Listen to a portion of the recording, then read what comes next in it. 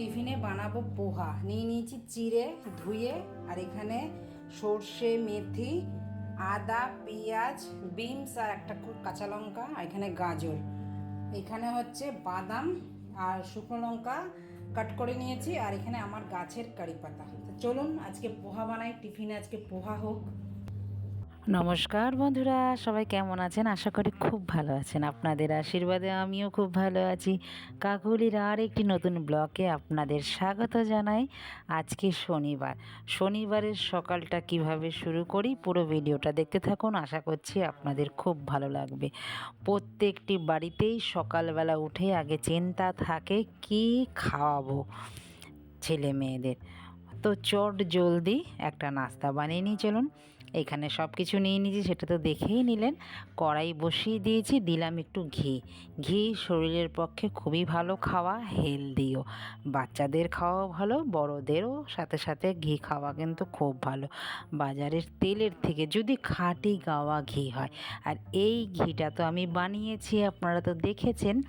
2 চামচ আমি ঘি দিলাম, বাদাম দিলাম, সর্ষে, কাঁচা লঙ্কা, শুকনো লঙ্কা, একটু মেথি দিয়ে কারি পাতা দিয়ে একটু ভেজে এবার সব দিয়ে দিলাম একটু একটু করে। এগুলো আরও রান্না করব বলে একবারেই আমি কুচিয়ে নিয়েছি। কাজগুলো এইভাবে গুছিয়ে করলে খুব ভালো লাগে আর তাড়াতাড়িও হয়ে যায়, অসুবিধাও হয় না। তো সব দিয়ে দিলাম, ভেজিটেবলগুলো একটু দিলাম স্বাদ অনুযায়ী নুন, যেটা না দিলেই তরকারি বলুন মানুষ বলুন বেস্বাদ হয়ে যাবে।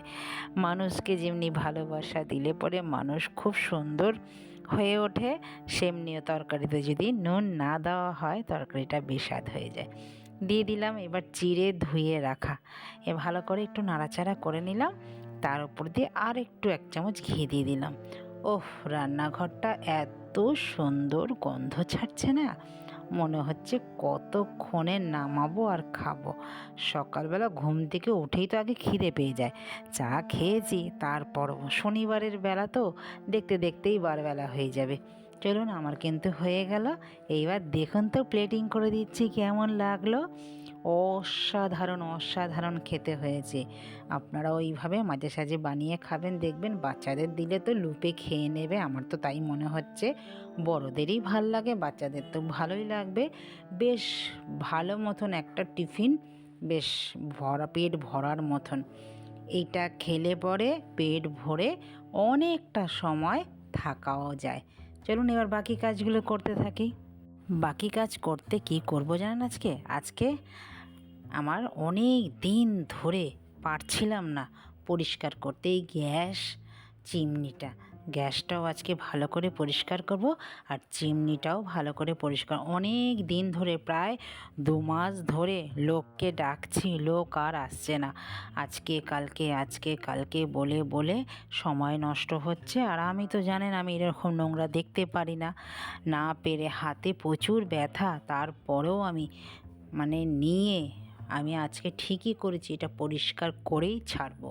যতক্ষণ পরিষ্কার না হবে ততক্ষণ আমি ঘষতেই থাকবো। দেখি তো কিভাবে পরিষ্কার হয় না, বলুন। চলুন, এই দেখুন আমি একটা কাপড় নিয়ে নিয়েছি, সাথে একটু কেরোসিন তেল নিয়ে নিয়েছি। চিমনি সাধারণত কেরোসিন তেল দিয়ে পরিষ্কার করলে বেশি ভালো পরিষ্কার হয়। বাজারের অনেক কিছু পাওয়া যায়, সেটাও দিয়েছি, সেটা আপনাদের আরেক দিন দেখাবো। দেখুন এবার একদম চকচক করে ফেলেছি, যেমনি গ্যাস তেমনি টাইলস তেমনি চিমনি। বলুন তো কেমন হয়েছে, কতটা পরিষ্কার হয়েছে? পরিষ্কার থাকতে খুবই ভালো লাগে, বলুন, দেখতেও ভালো লাগে। নিজের কাছে যদি রান্নাঘর দেখতে ভালো না হয় তবে রান্নাঘরে কাটাবো কি করে, বলুন? রান্নাঘরে আমার বেশি সময় কেটে যায়, তো সেই জায়গাটাকে আমাকে সুন্দর করে আগে গোছাতে হবে, আমি যেন থাকতে পারি। যে কোনো মানুষও দেখবেন, যদি ভালোভাবে রাখেন সে আপনার কাছে টিকবে, যদি ভালোভাবে না রাখেন সে টিকবে না। চলুন এখন লাগিয়ে নিই। লাগানোর পরে এই অবস্থায় আমার চিমনিটা আসলো। এবার দেখতেও ভালো লাগছে, এবার রান্নাঘরে কাটাতেও ভালো লাগবে। রান্না খাওয়া করে আপনাদের নিয়ে বাগানে চলে এসেছি। বাগানে এত সুন্দর সুন্দর লঙ্কা হয়েছে, পুরো কুলের মতন। আমি অসময়ের কুল কোত্থেকে আসলো না দেখি, আমার গাছেই হয়েছে কুল আর লঙ্কা একসাথে। মানে অসময়ে যে এইরকম লঙ্কা কুলের মতন একদম টোপা টোপা। আর এইখানে আছে দেখুন, বাগানেরও তো কাজ করতে হবে, বাগানকে এত পরিষ্কার পরিচ্ছন্ন রাখি বলে আমাকে এত সুন্দর ফুল ফল দেয়। এই যে আগাছাগুলো দেখছেন সব তুলে ফেলে দেবো। এর মধ্যে অনেক রকমের মাটি তো একসাথে থাকে, দানাগুলো থাকে, সেই যখন নাকি আবার নতুন করে গাছ রোপণ করি তখন অনেক রকমের আগাছা গাছও উঠে যায়। সেগুলো না ফেললে পরে ভালো গাছগুলোকে বাড়তে দেবে না। আমার মা একটা কথা বলতো, শেওড়া গাছের সাথে থাকলে পরে শেওড়া গাছই হয়, চন্দন গাছের সাথে থাকলে চন্দন গাছই হয়।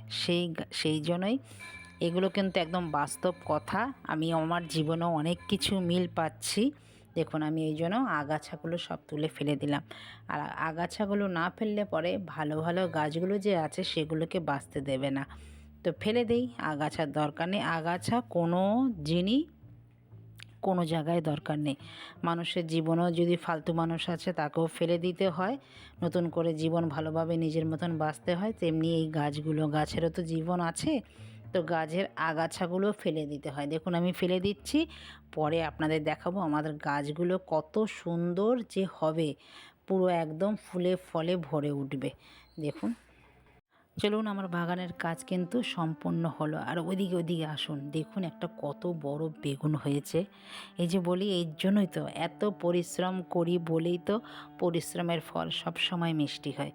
তো আমিও কিন্তু এই বাগানের পেছনে অনেক পরিশ্রম করি বলেই আমাকে এত ফল দেয়। এই বেগুনটা তুলবো, তুলে কি খাওয়া হয় সেটাই দেখতে থাকুন। তো বন্ধুরা, ভিডিওটা আমি এখানেই রাখছি, দেখা হচ্ছে পরবর্তী ব্লগে। সবাই ভালো থাকবেন, সুস্থ থাকবেন। আর ভিডিওটা যদি কোথাও ভালো লেগে থাকে লাইক কমেন্ট শেয়ার করে চ্যানেলটিকে সাবস্ক্রাইব করে পাশে থাকার অনুরোধ রইল। দেখা হচ্ছে আবার নতুন কিছু নিয়ে, নতুন একটি ব্লগে। নমস্কার, টাটা।